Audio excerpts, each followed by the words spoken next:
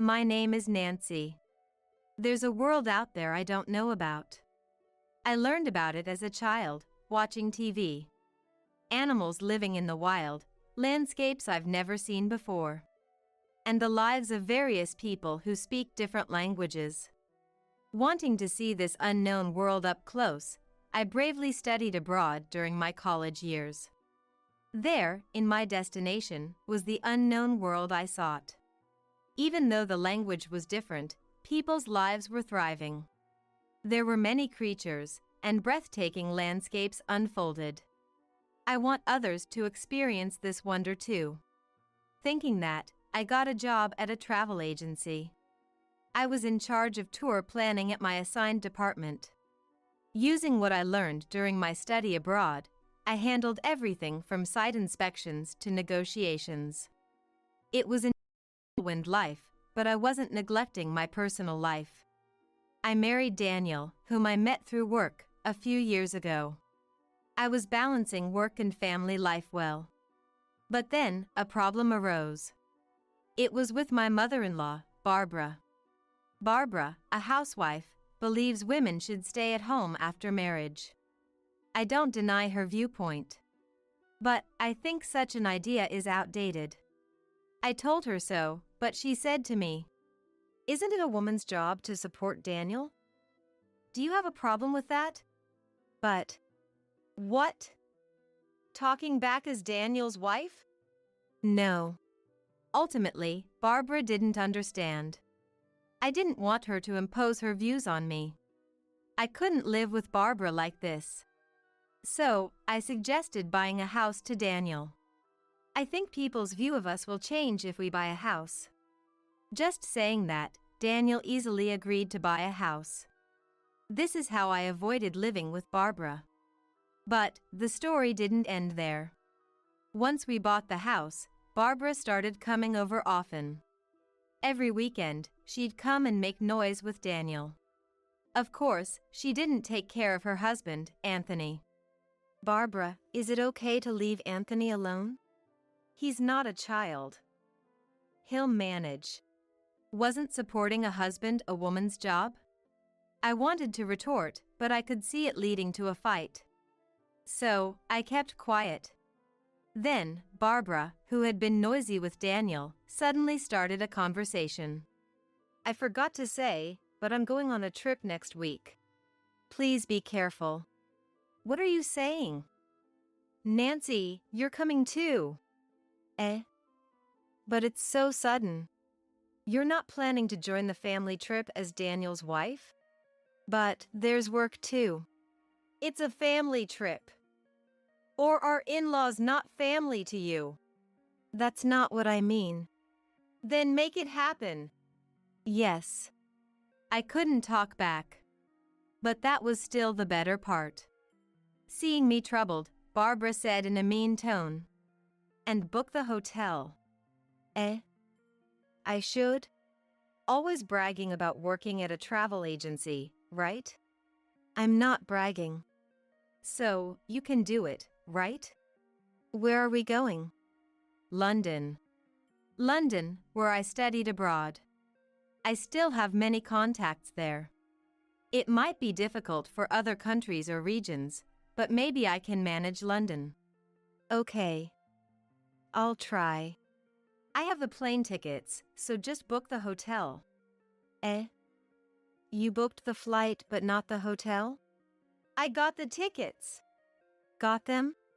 "I exchanged my card miles for first-class tickets." Barbara grinned. Judging by her joy, it seemed true. Then I noticed piles of branded goods on the sofa. "I see." I understood. Hearing first class, Daniel leaned in. "First class? Seriously, Mom?" "Yes, it's a first-class trip abroad." "Awesome. We leave at 9:30 p.m., so you can work till the last minute." Barbara was still grinning. It felt odd. But there's no point in lying about going on a trip. I have to properly book the hotel, or she'll complain. But it's so sudden, finding a hotel might not be easy. After some thought, I decided to use my old contacts from my study abroad days to get a hotel referral. I asked over the phone, "Can you do it?" For Nancy's request, "Sure. 4 people, 2 rooms." "Thank you." With that, I successfully booked the hotel. Then, on the day of the trip, it was such short notice that I couldn't take the day off, so I was working. Barbara had told me to meet at the airport at 6 p.m. So, if I wrap up work soon, I can make it. That's what I thought when suddenly, Barbara called. "Hello? Barbara? Nancy? Are you done with work? I'm just leaving the office now. So, I'll be at the airport after 6 p.m. "Oh, that's too bad." "Huh? Well, we're actually leaving at 6 p.m. "Eh? No way?" I hurried back to my desk. I searched the flight schedule on my computer. London. London. I found the 9:30 p.m. flight I initially heard about. But there was also a flight leaving after 6 p.m. Could it be this after 6 p.m. flight? Yes. So, the family is going without you. If you leave me behind, what about Anthony? You're supposed to be sick. I was furious. How could she plan so thoroughly to leave me out? Unforgivable. But showing my frustration would be playing into Barbara's hands. I had to hide my feelings, even if it meant putting on a brave face. I clenched my teeth and said to Barbara, "I'm the one who booked the hotel." "So?" "Daniel knows the hotel name. You can't do anything now." I could hear Barbara laughing on the other end. Annoyed, I said, "Go without me then." "That's better. We don't need a useless wife like you." "Useless? What do you mean?" "Don't you know?" "What?" "You neglect housework for your job. Daniel is complaining." "True, I'm busy with work. But I've never slacked off on housework. Why would Daniel complain?" "Can I speak to Daniel?" "Sure." "Nancy wants to talk." Barbara's mocking voice was followed by Daniel's. "Hello? What's up, Nancy?" "Daniel? What do you mean you're complaining about me?" "Just that. You're always at work and neglecting me." "Neglect? I prepare meals, clean, do laundry." "But you think you're doing it all yourself, right?" "That's not true." "Shouldn't you respect me more, listen to me, do things for me?" "Ha! I know a wife who supports her husband is valued. It's convenient for the husband. But that's not all there is to a marriage. I never badmouth Daniel in public, always praising him. But not when it's just the two of us. But we need to speak our minds when alone. Otherwise, our relationship would fall apart. And I'd become nothing but a servant to Daniel. Yet he kept complaining to me. "So you think you can act all high and mighty because you earn more?" "Not at all. Anyway, that annoys me." "And you're leaving me behind for that?" "Yeah, consider it stress relief. I'll bring you a souvenir, so don't worry." That's not the point. Clearly, Daniel was taking me for granted. If that's how it is, I have my own plans.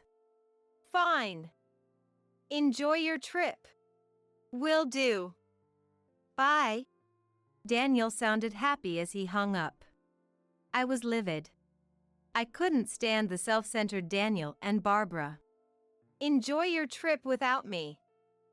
But be prepared, even if you come back crying and apologizing, I won't forgive you." I rushed out of the office with my mobile phone. "Hey, hello. It's Nancy, are you free? I need to talk about that hotel booking." With the trip canceled, I had plenty of time. I'll settle everything now. I ran around with that determination.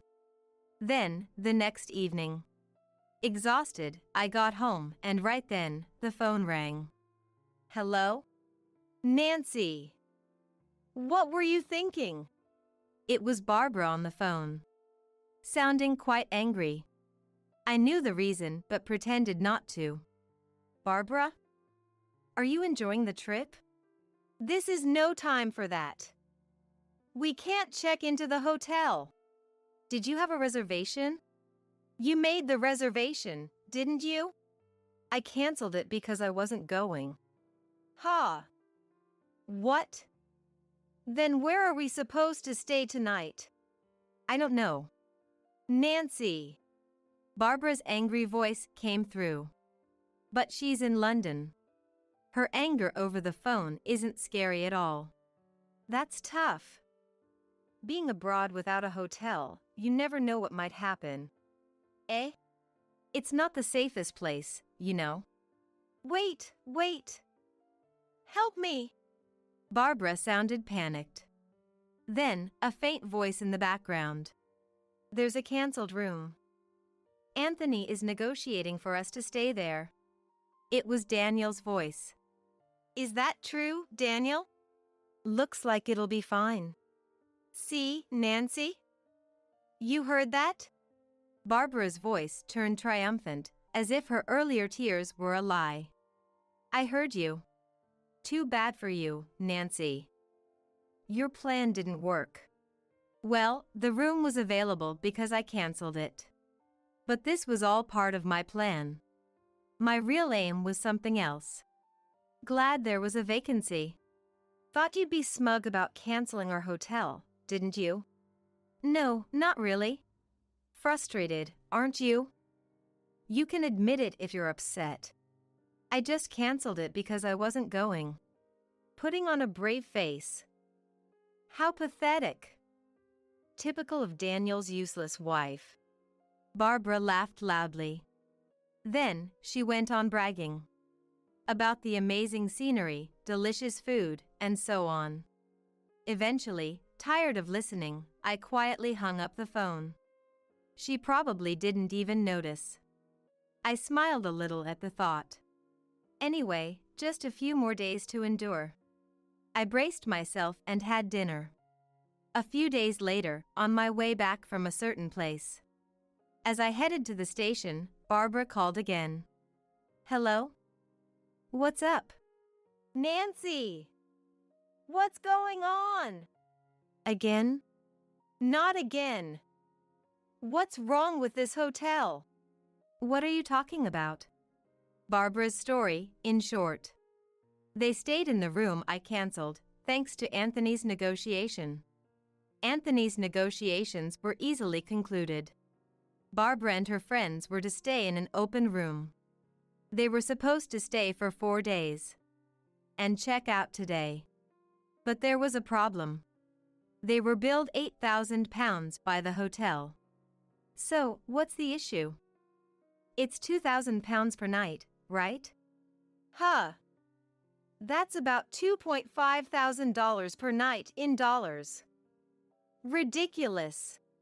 It's for 2 rooms, right? So, about $1,200 per room? You told Daniel it was $300 per room per night. Yes, I did. So it should be $600 for 2 rooms. Why is it 4 times more? I was astonished. They stayed without even checking the room rates. Well, I anticipated this, so I set it up accordingly. Anyway, Barbara, making a fuss on the phone, must be bothering others. I should calm her down. Hey, Nancy! You hear me, Nancy? Barbara, can you be a bit quieter? Why did you lie? She's good at accusing others without reflecting on herself. Exasperated, I began to explain to Barbara. The $300 rate was because I made the reservation. Huh? So, because it was last minute, I asked a friend who runs a hotel. A friend? Yours? Yes. Their hotel offers rooms for around $600 for 2 people. Then why $1,200? That's the rate for a really nice room. My friend did me a favor. Eh? A favor? There were no other vacancies, so they arranged a nicer room. So, is this the regular price? Barbara sounded flustered. When I heard from Barbara, there was no time left for the trip. So, I told my friend any available room would do. The only vacancy was an expensive suite. My friend kindly gave a discount. Barbara left me behind without asking. I immediately told my friend the situation and got the room cancelled. But I couldn't just leave Barbara and the others without a hotel. So, I asked to accommodate them at the regular price if they came. I knew Barbara, having heard about the hotel from Daniel, wouldn't check the price. And I was right. Come on! You should have said that. Yelling won't help. Please make sure to pay. We're not paying. Nancy, you pay. But if you don't pay, you'll be arrested. Arrested? Of course. Troubles abroad can be messy. Are you okay with that? Barbara seemed at a loss for words. As I was about to hang up, thinking I had one, Barbara shouted, Don't mess with me. You'll regret this when I get back. That's fine, but we're strangers now, right? Huh? Why? Well, you said it was a family trip. So, since I'm not there, I'm not family, right? That's different. Before she could finish, Anthony's voice came from the phone. What's all this yelling about? Be quiet, it's embarrassing. Anthony? Seizing the opportunity, I called out to him. He noticed and responded. Nancy? Are you okay? How's your cold? I never had a cold in the first place. What? Give me that. It seemed Anthony took the phone from Barbara. His voice grew louder. Nancy, can you explain everything? I can. Actually, I told him everything from the beginning. His voice gradually lowered. I see. So, that's why you didn't come. I'm sorry. I wanted to go. No, Nancy, you're not at fault. It's Barbara and Daniel. From afar. Eek! I heard a whimper. Barbara and Daniel seemed frightened by Anthony's anger. Realizing this, an idea came to me. Should I tell Anthony what Barbara has been doing? I thought so. So I turned to Anthony. Anthony, can I tell you something? What is it? Barbara comes to our house almost every weekend. I know that. And she throws away receipts at our place. There are piles of them. What receipts? For brand goods. It's fine to buy a lot, but please dispose of the receipts at your place. Barbara wasn't just being noisy at our house. She was secretly buying brand goods and disposing of the receipts at our place to hide it from Anthony, thinking she wouldn't get caught this way. Of course, I'm a witness, so it's pointless. But it seemed Anthony didn't know. That's interesting to hear. Also, please tell her to stop bad-mouthing you at our place. She talks about me too? Yes. She says you don't earn much. Daniel, too. Calls him a useless dad, I think. Anything else? Well, so, I spilled all my pent-up frustrations to Anthony. Of course, some of it wasn't directly related to Anthony. But he listened silently. And at the end, he apologized to me. I'm sorry. Now I understand. Understand what? Why Barbara didn't want to use her card to pay for the hotel. Maybe. Probably because the cost was much higher than she expected, close to her credit limit. I'm sorry. That was Barbara's voice. Unforgivable. All your wasteful spending, Barbara, I want a divorce. Please, don't do that. Anthony's shouting was followed by Barbara's pitiful voice. He also yelled at Daniel. Daniel, why don't you defend your wife? Well, that's, Don't come to my house anymore. Reflect on this alone. Yes, sir. Daniel sounded unusually obedient. Probably he thought being banished from his parents' house wasn't a big deal. That's when I struck the final blow. So, Daniel, looks like you're going to live alone now. Eh? What do you mean? Suddenly, Daniel's voice got louder. He must have grabbed the phone. I moved my phone a bit away and told him the situation. Daniel, I want a divorce. Eh? Divorce? You're joking, right? No, I'm serious. I've already sold the house. You sold it? Why would you do that without telling me? That's our house. No, it's my house. But I was paying the mortgage too. No, you weren't. What do you mean? I was giving you part of my salary every month. That was for living expenses. A few $100s isn't enough for the mortgage. Daniel had been giving me a few $100s monthly. It helped with living expenses, but not enough for the mortgage. So, I paid it alone. The house was in my name. So there was no room for complaint. This incident made me decide to divorce Daniel. I sold the house, full of unpleasant memories of living with him. So, you'll be living alone. Wait. Think it over. No, it's decided. I'll contact you once I find a place. Then I'll send you the official notice. Official notice? Of course. I'll be claiming compensation in the divorce. Wait for me. Daniel was crying on the other end, but I didn't care. I hung up the phone. After that, Daniel and I divorced following discussions. Anthony actually divorced Barbara too. Barbara, due to her wasteful spending, didn't get any compensation in the divorce and was left on her own. I was just thrown out of the room. Daniel was nearly broke. Apparently having spent everything except the few $100s he gave me each month on frivolities. Now, he's living in a rundown apartment and commuting to work. But things might be better for Daniel than Barbara. With no house or money, and Daniel's place too small, Barbara had to take a live-in job. She's working hard from morning till night now. As for me, I'm doing great.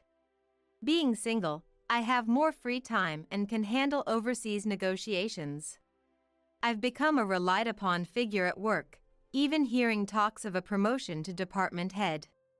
Today, I'm busy flying around the world, planning new tour packages. Sarah's no good in the kitchen, right? She can't even serve a decent meal at home. The room's cold glares suddenly turned towards me. Seeing me like that, Kevin got even more carried away and started boasting loudly. Your cooking is terrible. What? You've eaten my cooking? Aren't all your meals at your lover's place? What? I raised my voice and publicly accused Kevin of cheating. It's not a lie. I have proof right here. I pointed to the documents Ronald was holding. My name is Sarah, I'm 35. I've always found the aggressive pushiness of men intimidating, almost scary, resulting in few romantic relationships and little experience with men. As I approached my 40s, my parents grew concerned and started suggesting introductions. Initially, I refused, but with few opportunities to meet men and feeling pressured by my parents, I began to feel a rush towards marriage and went through a few introductions. One of them was Kevin. Kevin was kind, serious, and worked as an elite employee in a top company. He was big both in height and build, but strangely, I never felt intimidated by him. Our talks about marriage went smoothly, and I even had a family meeting with Kevin's parents. His family owns a restaurant, and his father is a famous chef. His dad, Ronald, is regarded as a major figure in the culinary world, known for being quiet and strict. I naturally straightened up when I met him. On the other hand, Kevin's mother, Michelle, was gentle, with a soft demeanor that formed dimples when she smiled. Kevin and I decided to get married. My parents were thrilled about me marrying into a wealthy family. The condition for our marriage was that I become a housewife, so I quit my clerical job at an electronics manufacturer. Even then, my coworkers teased me endlessly about marrying rich. Looking back, that was probably the peak of my happiness. Kevin told me he couldn't come home often because of his busy job, but asked me to bear with it for a while. He planned to achieve certain results at his current company before quitting to help with the family business. I decided to support Kevin because I believed it was good to take responsibility at work. Years into our marriage, he hardly ever came home. I knew he wouldn't be able to come home often, but I didn't expect it to be this bad. I found myself waiting alone in the living room of our condominium. This condominium was provided by Kevin's parents when we got married. He's not coming home again today. I decided to support him because I believed it was good to take responsibility at work. He hardly ever comes home, let alone regularly, since we got married. He often travels for work, leaving the house empty for days. Dinners are almost always eaten out, and it's normal for Kevin to come home late. Despite coming home late, he leaves incredibly early in the morning. I worry if Kevin is getting enough sleep or eating properly. He often leaves for work without having breakfast. I once caught Kevin in the morning and asked him why he doesn't eat at home. He often travels for work, leaving the house empty for days. Kevin didn't even look at me as he tied his tie. It's okay. I'm just really busy with work right now. Don't worry about it, Sarah. With that, he would leave the house immediately. Even on weekends and holidays, he works from early morning till late at night, and often he's away on business trips. Initially, I thought Kevin was just being considerate by staying away from home. There was even a time when I thought it was cute, wondering if he was embarrassed. He didn't even look at me as he tied his tie. His belongings were minimal, only the bare necessities. Naturally, we hardly talked, so I knew nothing of his hobbies, likes, or dislikes. I wondered if it was my fault. I talked to my parents about it, but they said it's good for a man to be busy with work, not taking my concerns seriously. My few friends also think it's better for husbands to earn outside and not be at home. They even envy me, showing no concern for my worries. Kevin holds the purse strings, but he ensures the monthly living expenses are provided for, so there's no financial insecurity. This lack of insecurity, however, makes me anxious in reverse. I often blame myself, wondering if I did something to make him dislike me. I think about whether there's something wrong with me as a wife, meticulously cleaning and studying cooking to prepare delicious meals every day. Kevin tries to dispel my worries in the little time he has, seeing my anxious face. Sarah, you're doing just fine. I had convinced myself this was just another form of marriage, but then I got scolded by Ronald recently. I received a call from Ronald at the end of the year. I thought it unusual to get a call from Ronald, but then he yelled so suddenly that I dropped the phone. Sarah, what kind of nerve do you have? Did something happen? Don't play dumb. Why haven't you been attending the family gatherings? Year after year. I had never heard about these family gatherings before. I had discussed the Christmas party with Kevin before, and he told me the family doesn't gather because culinary people meet up for Christmas. He also said that when relatives do gather, the numbers become too large to manage. Usually, he goes to his parents' house with presents alone. First of all, if you're not attending this year, Shouldn't you at least apologize for being unable to attend? Ronald's stern voice made me freeze. It's been a Christmas tradition for me to stay home while he visits his parents alone. I've been careful with presents and messages, trying not to be rude. I had suggested calling at least, but Kevin said Christmas is incredibly busy, and I thought that must be true for someone prominent in the culinary world. But I was also afraid of meeting the intimidating Ronald. According to Ronald, the family gathers on December 24th for a party, and culinary people meet on December 25th. I could only apologize over the phone. He just berated me before hanging up. After the call, my mind was filled with questions. What did he mean by Sarah doesn't need to come? Why did he lie about there being no family gatherings? Did he go so far to prevent me from attending? That night, when the date changed, Kevin came home. Thinking it was now or never, I bravely asked him about the Christmas party. Today, I got a call from Ronald. He scolded me for not attending the Christmas party. Kevin sighed and answered reluctantly. Going to a gathering with so many people can be intimidating. Plus, many wives dislike visiting their husband's family home. That's why I thought I was being considerate. I was astonished by his misguided attempt at being considerate. Indeed, many people dislike visiting their spouse's family home. My friends also complained about not wanting to go. However, never going at all seemed absurd.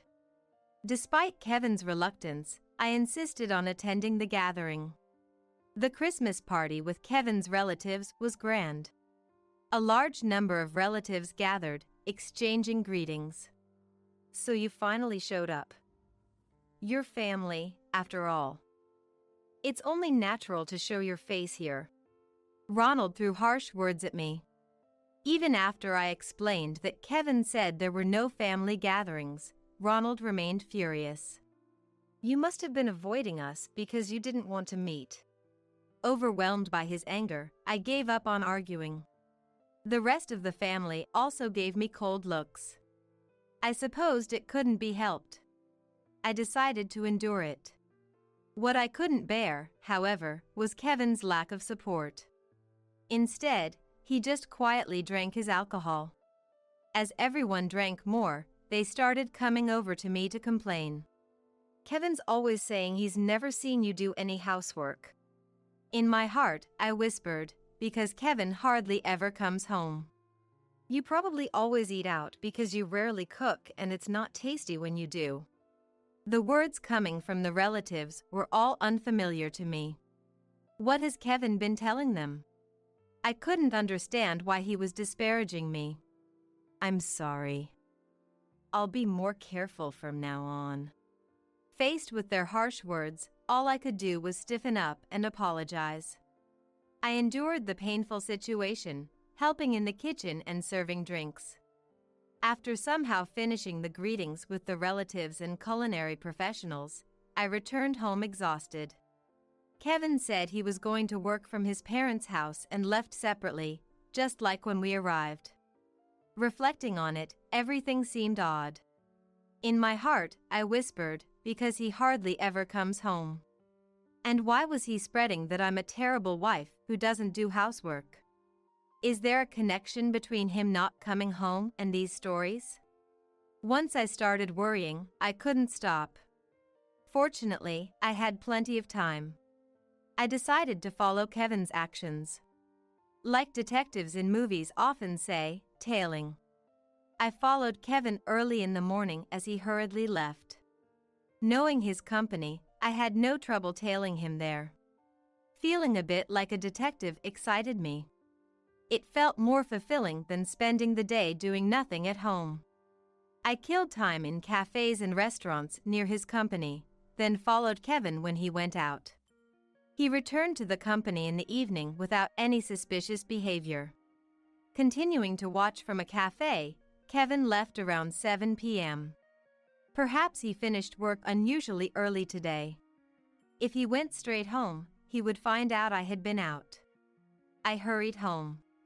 Managing to get home before him, I rushed to prepare dinner and waited for him. However, he didn't return until after midnight. Feeling something was off, I decided to tail Kevin the next day too. Kevin's routine from morning to evening was the same: go to the company, leave for a bit, and return in the evening. The question was what happened after. Watching from a different restaurant, I saw him leaving the company around 6 p.m. Today, I decided to follow him directly. Instead of heading to the station to go home, he started walking in a different direction. I hesitated for a moment before continuing to follow. He walked towards a street with motels. Determined, I followed but eventually lost sight of him. As I was looking around, Kevin suddenly appeared in front of me. Both of us were surprised, staring at each other. He was the first to speak. Sarah, what are you doing here? I couldn't come up with a good excuse and stammered. To think you're here, what have you been doing all day? I was shocked. It was Kevin who should be under suspicion. Yet, I was the one being made to look suspicious. Anyway, go home. We'll talk there. Embarrassed to be scolded by him in such a place, I hurried home. When Kevin came home late at night, he confronted me with something outrageous. Thinking you're bored at home, you tail your husband? Why should I support someone like that? I tried to object, albeit weakly. I do take care of the house. Don't say you're doing housework just because you cleaned a bit. From now on, manage with $100 for living expenses. I was speechless. How was I supposed to live on $100? The utility bills will be deducted from my account. And you won't have to spend on my food. Kevin smirked maliciously. Then, at least let me work. Let me take a part-time job. Embarrassed to be scolded by him in such a place, I hurried home. No, work full-time like me. And don't slack off on the housework. Despite my objections, Kevin was adamant. Eventually, I had to return to my previous job at the electronics manufacturer to comply with his demands. I ended up doing all the housework while working. Suddenly, my life became incredibly busy. I couldn't play detective anymore, caught between work and housework. Since then, Kevin has been constantly finding fault with me, complaining about the housework. In the short time we see each other in the morning, he complains about dirty windows, dust in the entrance, or Uniron shirts before leaving. I have to do all these chores at night because I work too. As time went on, December arrived, and the Christmas party approached. Kevin, as usual, told me not to attend. You stay at home. You don't need to come to the gathering. Arguing seemed pointless, so I remained silent. He left with a memorable remark. I can't show someone like you in front of my relatives. It would be embarrassing. I was shocked by these harsh words. How could Kevin say such a thing? To say this to me, who works from morning till night and does all the housework. Anyway, I decided to attend the Christmas party without telling Kevin. And then, I had to make Ronald and Michelle understand the real him. I tightly gripped the thick envelope that had arrived earlier. On the day of the Christmas party, I went to Kevin's family home to participate. I took a deep breath and opened the door. Seeing me suddenly appear at the Christmas party, Kevin was surprised but, given the situation, could only glare at me without saying anything. The relatives' gaze towards me was as cold as ever. They whispered criticisms about me to each other. It was clear they were all being deceived by my husband. I didn't let it bother me. While enduring the cold stares, I stood in the kitchen, preparing and serving food and drinks. After a while, perhaps as the alcohol started to take effect, he began to loudly voice his criticisms of me. Sarah's useless even when she's in the kitchen. She can't even provide a decent meal at home. All the cold glares turned towards me at once. Seeing me like that, Kevin got even more carried away and started boasting loudly. "Her cooking is terrible." Ronald's stern gaze turned towards me. What's the meaning of this? Are you not suitable to be Kevin's wife? As Ronald raised his voice, all the relatives' gazes turned towards me. Just when everyone thought Ronald was about to start lecturing, I stood in front of Kevin and began to argue back. What? Have you ever eaten my cooking? Aren't all your meals at your lover's place? What? Ronald, caught off guard, was left with his mouth half open. What are you starting now? While everyone was in shock, only Kevin began to frantically make excuses. Sarah, why tell such lies just because you're being spoken ill of? Kevin turned back to Ronald, starting to make excuses. Dad, I don't have a lover. Is that so? Ronald seemed to want to believe him. He nodded more at his words than mine. Thinking he had regained Ronald's trust, Kevin began to retort with confidence. Stop talking nonsense. You're really out of your mind. I didn't just blurt out that Kevin had a lover on a whim. I took an envelope out of my bag and showed the documents inside to Ronald and others. Kevin kept harshly criticizing me without concern. Hey, apologize now. Then I'll forgive you for lying. The relatives probably believed Kevin didn't have a lover. They sent me harsh glares. Ronald and Michelle were earnestly reading the documents. The documents I handed over were the results of an investigation into Kevin's cheating. Because his actions were clearly suspicious, I had a detective agency take over and investigate thoroughly. The results from the detective agency confirmed Kevin was indeed guilty. The reason Kevin hadn't been coming home was because he was meeting with his lover.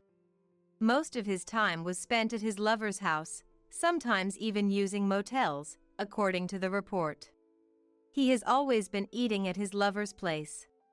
While I managed the living expenses with $100, worked full-time, and took care of all the household chores, he was enjoying his time with his lover. When I encountered him on the street with the motels, he was about to have a secret meeting with his lover in a motel. I raised my voice and publicly accused Kevin of cheating. It's not a lie. I have the evidence right here. I pointed to the documents Ronald was holding. The condominium Kevin enters isn't ours. Voices of skepticism rose from the relatives. Is that true, Kevin? What does this mean? Is it fabricated? Ronald and Michelle were poring over the documents as if trying to bore holes through them. Kevin, is this true? Kevin, with sweat on his forehead, desperately denied it. No, that can't be. I don't have a lover. Ronald and Michelle were engrossed in the photos. Photos of Kevin holding hands with an unfamiliar woman and entering an unfamiliar condominium. Photos of them choosing jewelry together in a jewelry store. Photos of them drinking wine at a stylish restaurant. Photos of them selecting groceries at a supermarket. In all of them, Kevin's careless smile is captured.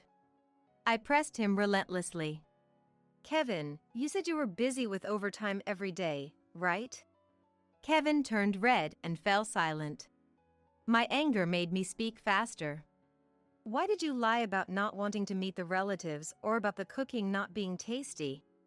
I didn't tell such lies. Even at this point, he pretended not to know. This attitude deeply disappointed me. Everyone fell silent at the exchange between Kevin and me. Then, Michelle's loud voice filled the room. Kevin! What are you doing? Kevin was taken aback by Michelle's loud voice. It's not like that. Michelle, unlike her usual gentle demeanor, had her eyes narrowed in intense anger. Even I, who wasn't being scolded, became frightened. What's different? Are you saying all this is fabricated? Despite speaking calmly now, Michelle's tone was even more intimidating. The relatives, too, were silenced by Michelle's fervor. The stuff about Sarah was all lies you told. Now explain yourself properly. I've never seen Michelle angry, she's always smiling, but she's scariest when she's angry, the relatives whispered among themselves. Kevin, as if resigning himself, curled up and began to speak softly about the truth. That woman, I'd been seeing her since before we were married, met her at a bar. The relatives started murmuring. Ronald and Michelle were staring at him with stern faces. I thought this family would never accept a woman from a bar as a wife. Was Kevin crying? There were wet spots on the floor. So, I thought I'd just marry any suitable woman and live with her at her place. So, that suitable woman was me. Kevin apologized. I'm sorry. You said you weren't interested in marriage, and I thought it would work out if I just provided money. Then, a question came to my mind. Then why did you speak ill of me to Ronald and Michelle? Without those bad words, I wouldn't have been so suspicious. I wanted her to be my real wife. I hated the idea of living with Sarah, who I don't even like. So, I wanted to divorce with you somehow. Do you realize how selfish you're being? Kevin seemed to shrink even smaller. I'm sorry.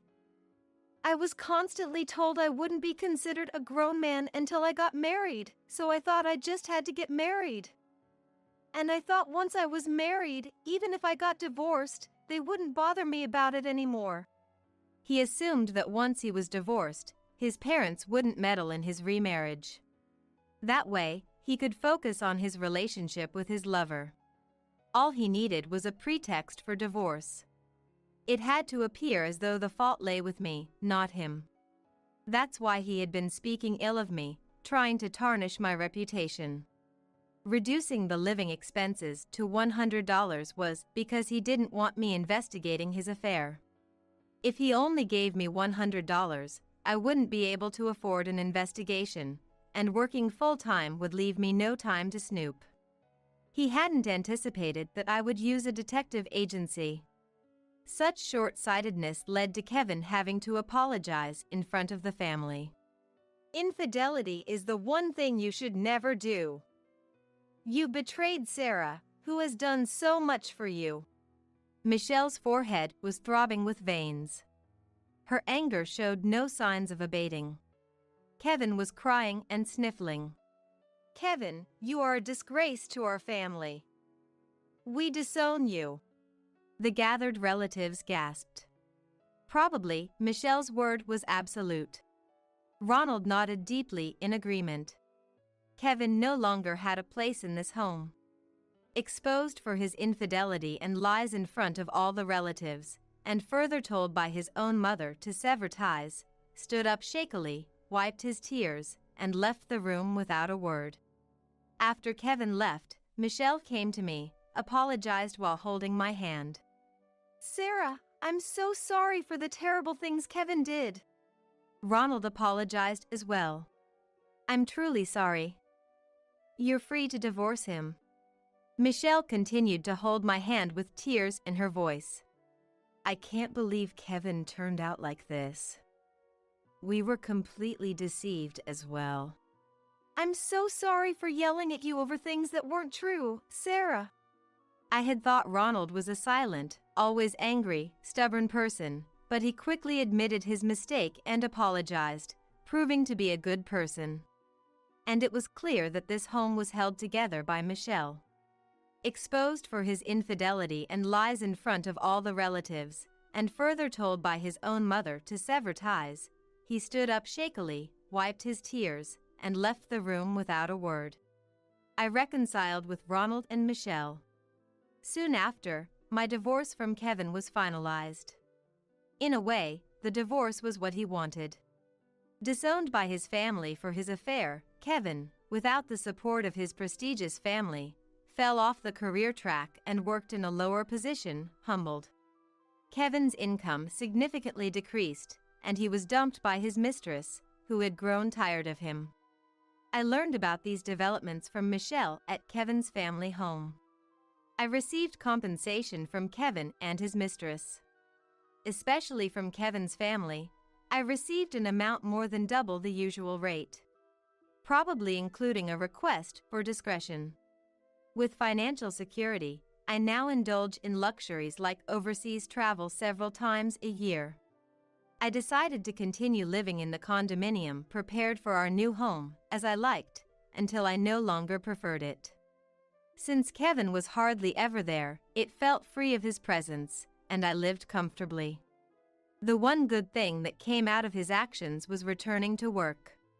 Being coerced back into employment by him, I now had an income and no worries about future living expenses. I occasionally keep in touch with Ronald and Michelle. I'm invited to the Christmas parties, but I decline that.